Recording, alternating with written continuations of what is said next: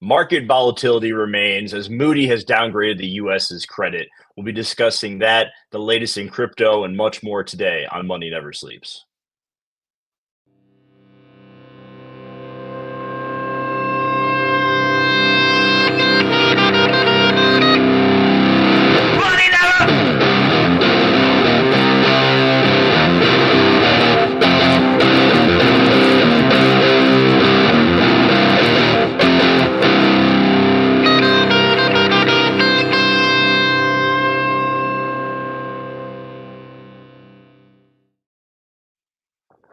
Thanks for joining us today, everybody. As we get going, do us a favor, hit that like button, subscribe to the channel. Remember, nothing Kevin or I say is financial advice, so please do your own research for making any sort of financial decisions.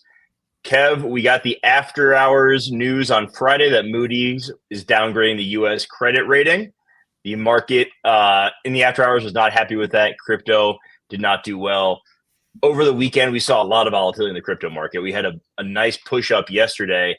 It was a scam pump. We woke up to prices much lower this morning. We saw it make some back. Now Bitcoin is reversing a bit. So we are all over the place. The bond market is kind of crazy at the moment as well. The idea of, selling America in the stock market is also back in full swing. We had Fed committee members speaking today that we may not get a cut until September. I've been calling that as a likely outcome for a while now. So there's a lot to discuss today. How are you doing, and where do you want to begin? Yeah, I'm doing great. We got to start with Moody's just because this is arguably the funniest thing. And I just told you before the show, this makes, I feel, the administration no different than the prior or previous administration when it comes to important news coming out right at the weekend, right when the market's closed. So nothing can be done about it. Everyone kind of relaxes over the weekend.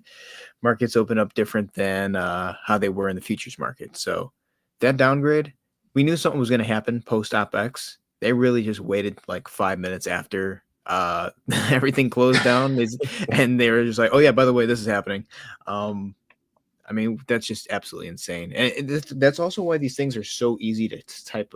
When we talk about volatility and tracking this shit, it's kind of easy to understand if you know the narratives. Something's going to happen. You might not know what it is, but you can tell that things are pointing towards something happening.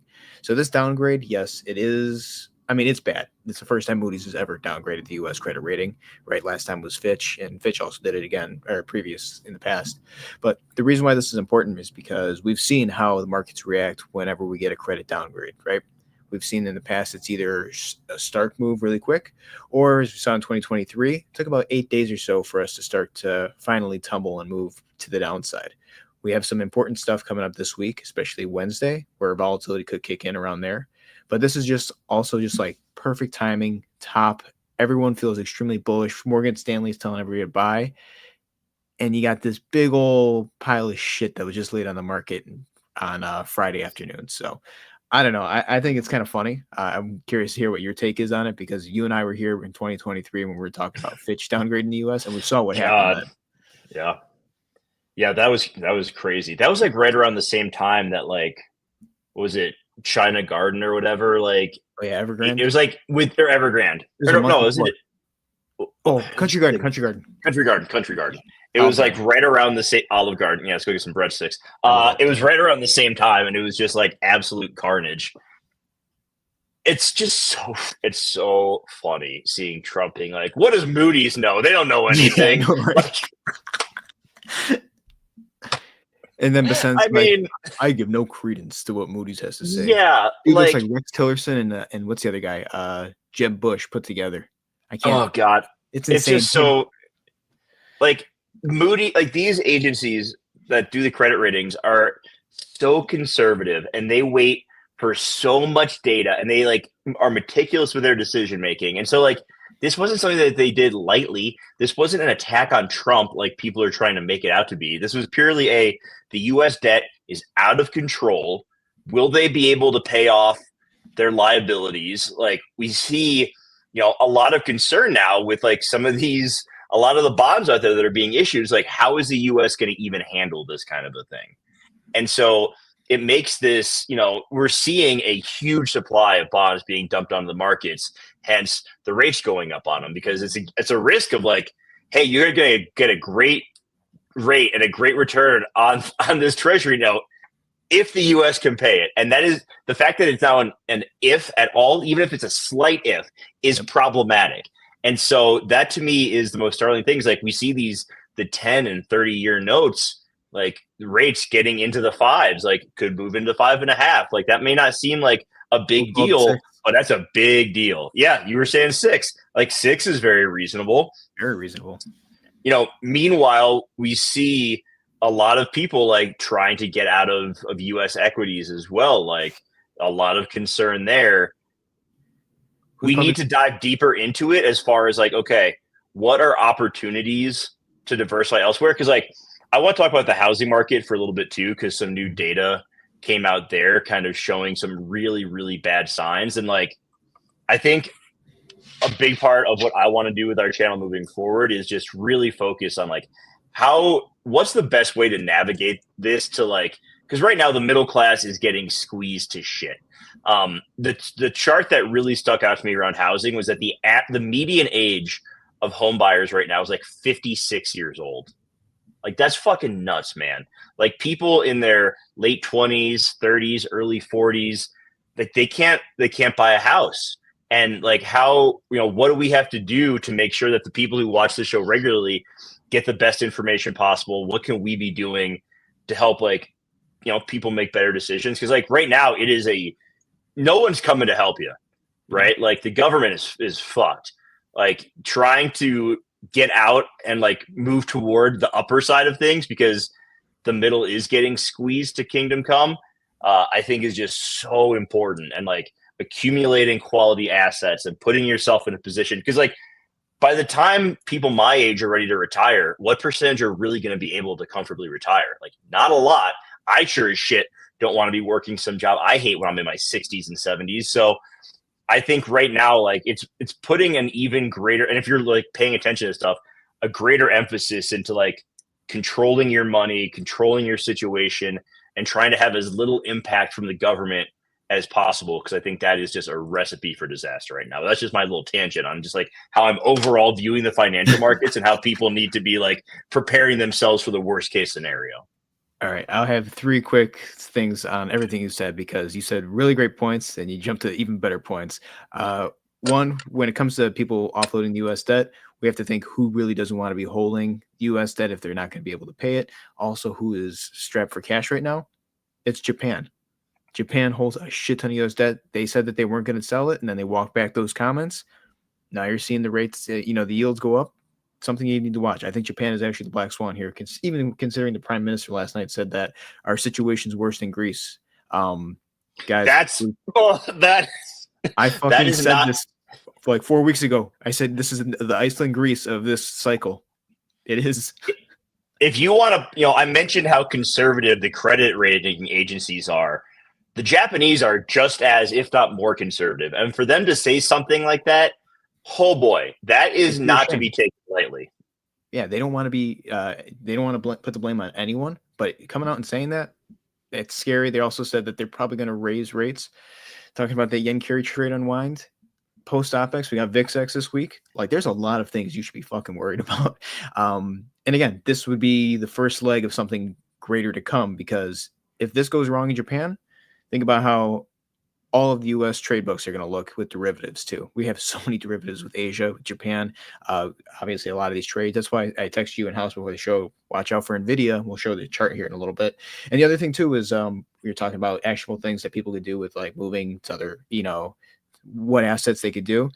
It's gotten to the point where in the United States, you need to make so much fucking money just to survive that you kind of have to even broaden your horizons. Like we did a segment a long time ago talking about other markets in the world.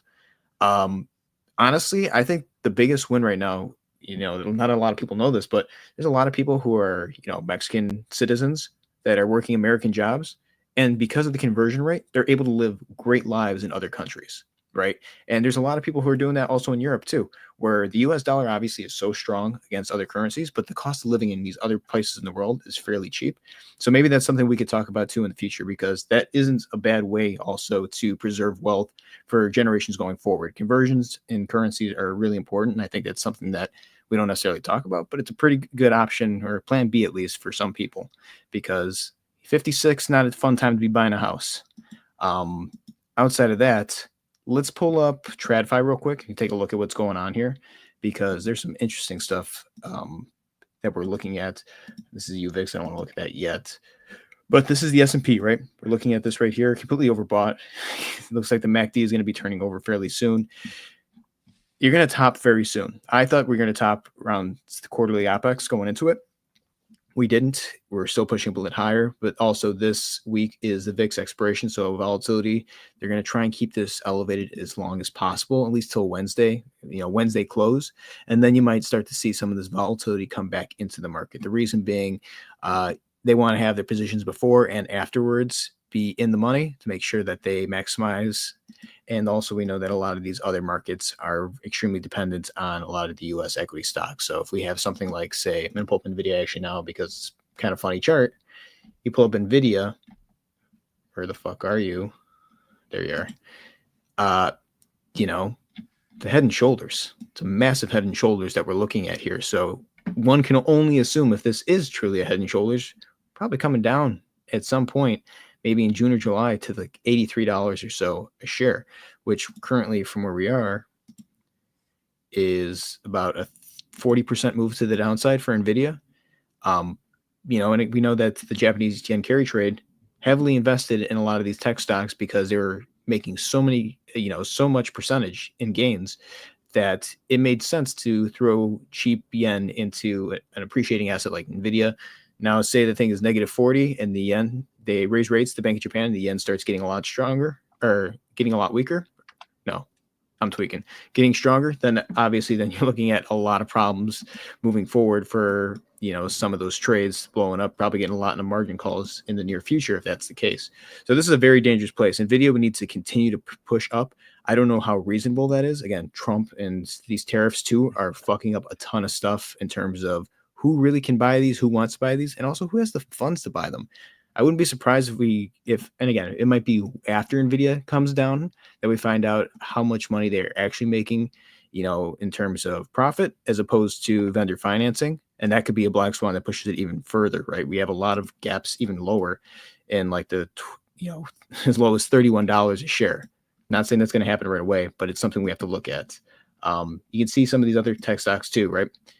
Interesting places. It looks like we had a really good rallies, but there's a lot of indicators that are showing that we could be rolling over fairly soon. Amazon and Walmart, funny ones that are going to be eating the tariffs. That's what Trump told them to do, right? It's not how it works.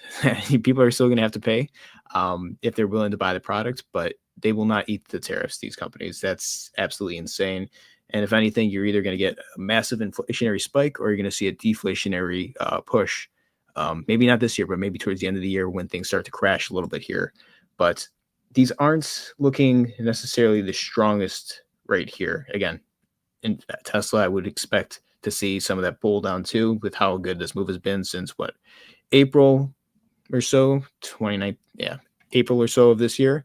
That would be a massive move for when we saw some of that yen get really strong around Liberation Day. So a lot of things out there looking very toppy.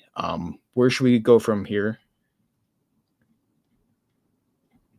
Let's look at treasuries. I think that is, we're seeing buying on some of the shorter term ones, but selling on the long term treasury notes. I mean, that 3-month yield is pretty low. But then when you start to get into like the 7 and 10 year, 30 year, like 20, that's they're moving, man. Like that 30 year getting close to 5 and potentially moving into the low 5s is worthwhile. It's worth noting that one. Absolutely. Yeah, this is the way it should be, but the problem is it's getting out of whack, right? The longer yields, the higher the yield is on the longer end, makes way more sense, right? You're putting your money up for a longer period of time. You should be rewarded for that. On the shorter end, obviously, you're seeing those get bought up a little bit. I wouldn't be surprised though coming forward. And here's the other thing too. This is the really weird part, and this shows you that we're strapped for liquidity right now. You look at these yields that people are probably locked in for the 1 year, the 2 year, the 3 year, even up to the 5 year, right? They're going down, but you're seeing the yields on the 1 to the 6 month go up. Those are short term duration treasury bills. That's liquidity. They're just selling those off probably to get cash on hand. That's what Japan was doing for a while. We saw those massive spikes, like say the 3 month. And we were seeing these massive ones right around April, literally Liberation Day, which kind of coincides with some of those NVIDIA charts and everything we've looked at. That's them trying to get liquidity to prop up the market higher. And we can still see that that's happening a little bit today, not to any extreme amounts, but it is a problem. And we look at the 3 month too. If we go to the weekly, this is the one that we're talking about. Every time the 3 month gets really close to the Bollinger Bands, we are in pretty much crisis mode, right? Hasn't happened yet, but you can see that we are just kissing the top end of that level. Bollinger Bands get tight and then they expand. It's just how it is. We usually see this on the charts. We pull it up all the time. I would expect that this is going to expand. The question is what happens? Do they go high? I think so. I think that we're going to see a massive sell-off margin call situation. I don't know when. I'm not going to say who it is, but I do think we're probably going to see one of these spikes. We can probably go even up above 5%, might go to like 5.1, 5.2%. And that would be absolutely catastrophic. You would see TradFi absolutely implode. But this is the one I think is the most important to watch, the 3 month. I know we're looking at the 10 year and everything like that, the 10 year, the 20 year, and the 30 year, because that's really crazy to see some of these things at like 4.5%. This one dropped significantly. This was at 4.55 last night to start the week. And then see the 20 year, obviously top of the Bollinger Band, 30 year, top of the Bollinger Band. They want to go higher. And what people don't understand is it doesn't have anything to do with tariffs. It has everything to do with liquidity.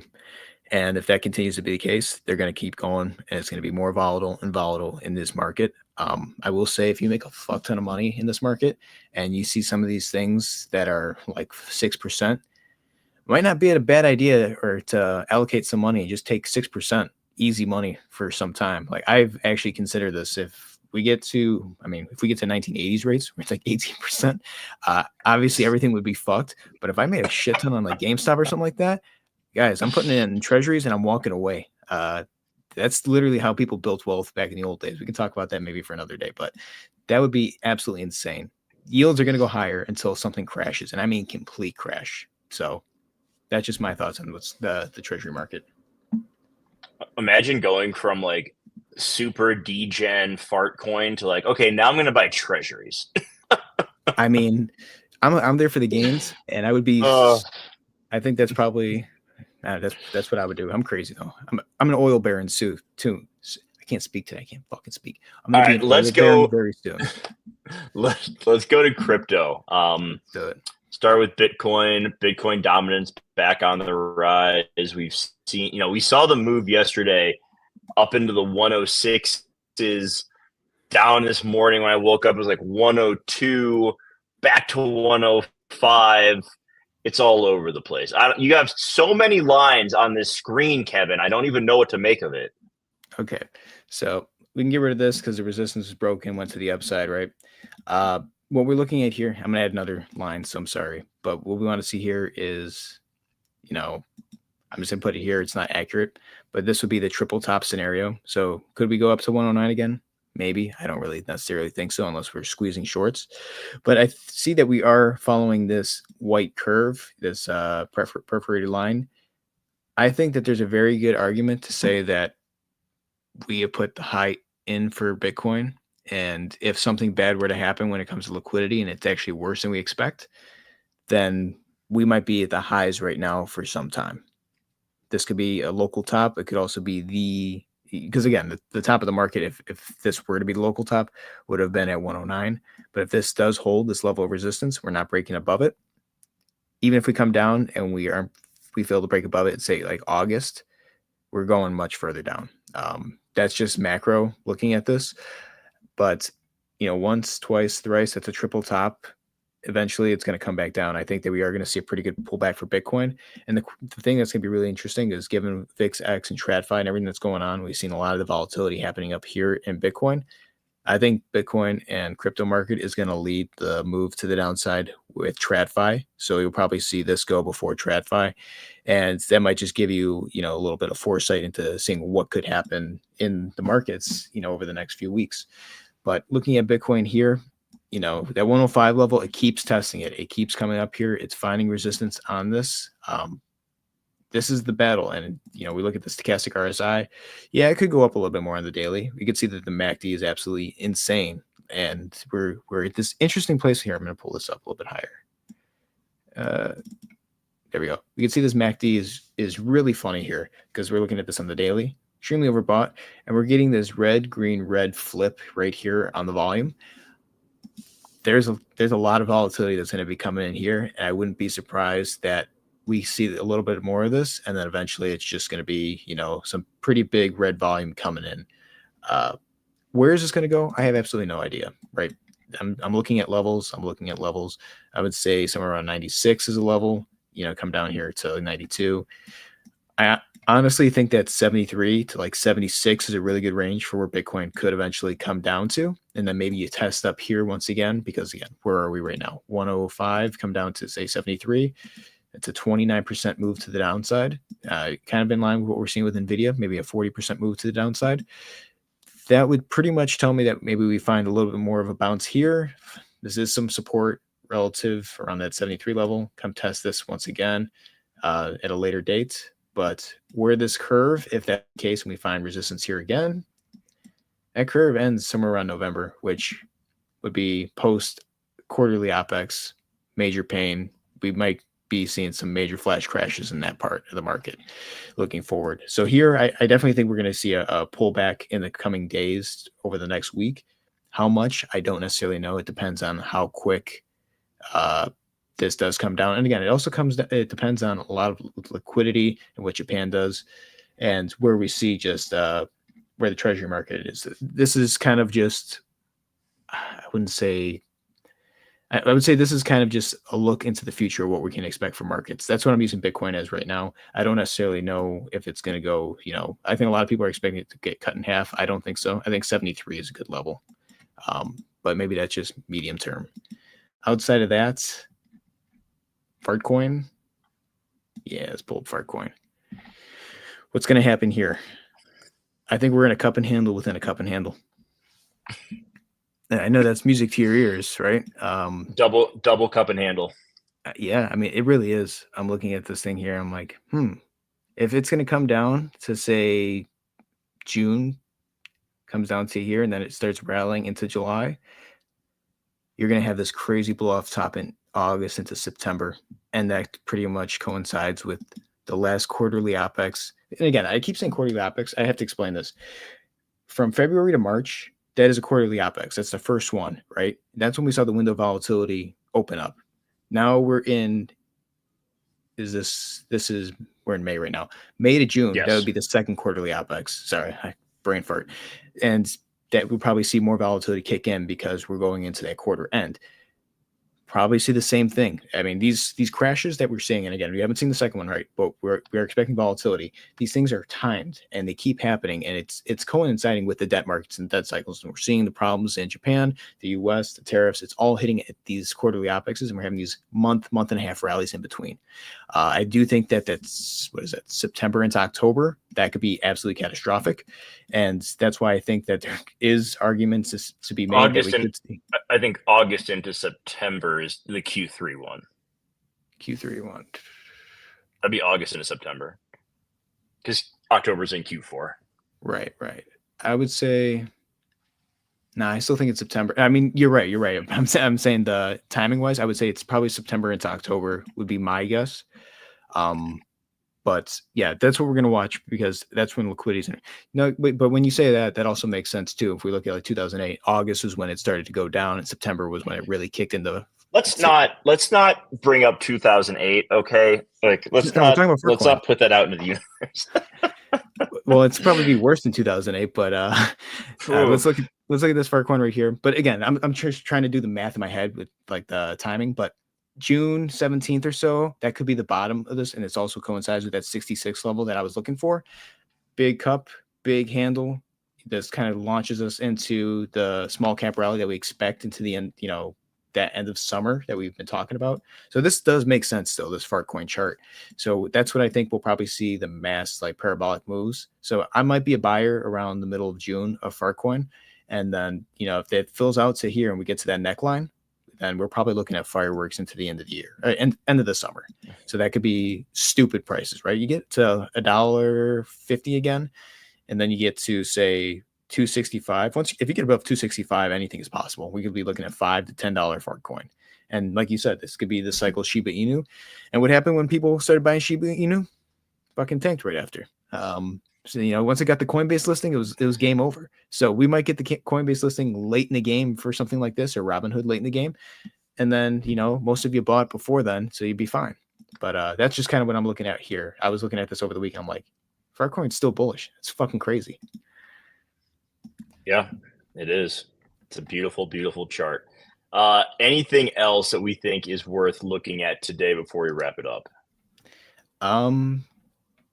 No, you know what? I think that's enough for today. Again, a lot of this is just like it's our theory of what will happen with the market and timing, all this stuff. There's a lot of things out there that are pointing towards something. What that something is, we don't necessarily know. I continue to believe that this is on the quarterly OpEx, pump and dump scheme that we saw. And I'm not surprised that it is, because it's really easy for the institutions and all these people who are selling to understand, like, okay, we're getting ahead of this because we know what's probably coming 3 months down the line, and it continues to be that way. Japan, I think, is the key thing right here, right now. After that, I think it's going to be small caps. After that, then, obviously, good luck. I haven't even talked about GameStop because we'll talk about that closer to June. I think that's going to be more important. But the reaction for what we see post Wednesday is going to be very important. All right, that'll wrap it up for today. We'll be back on Wednesday, discuss the latest in the market. It's kind of a light week. Not a ton of data coming out. We are hearing from a lot of the Fed presidents. I think they're just going to be repeating the same talking points over and over. So I don't think anything too crazy there. But you know what? These weeks when we're not expecting much, very, very frequently, things tend to get a little bit weird. So we'll be back on Wednesday. Appreciate everyone who watched today. If you've not yet liked today's video, subscribe to the channel, drop a comment, follow us on social media. Appreciate you all. Have a great week. Stay safe in the markets, and we'll see you next time. Take care, everyone.